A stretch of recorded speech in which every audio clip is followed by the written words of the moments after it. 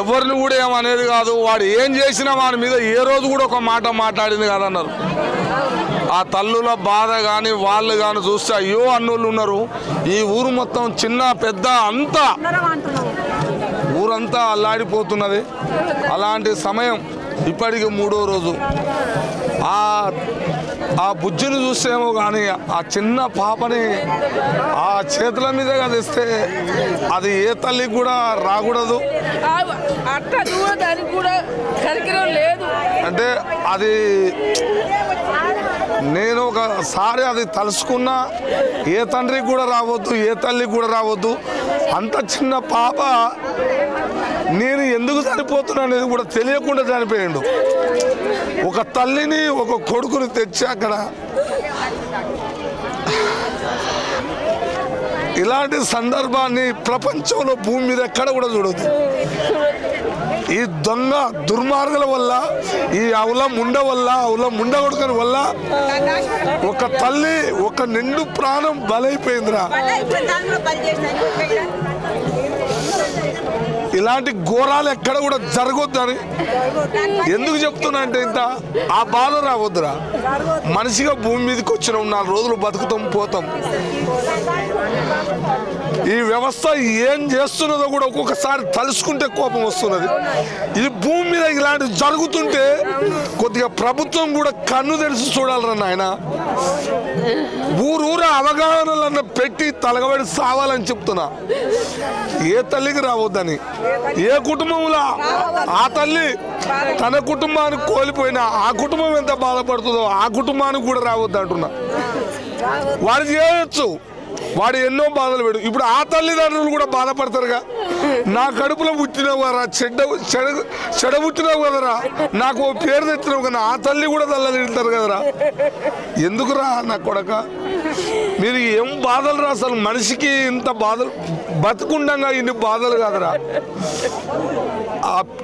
ఆ చిన్న పిల్లవాడిని అంబులెన్స్లోకి వెళ్ళి దించితే ఇది బాధారా.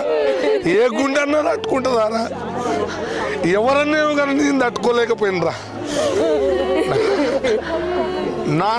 నా మాట, నా ధైర్యం, నా మాట అంతే ఉంటుంది. కానీ ఆ చిన్న పాప, కల్వశం లేని పాప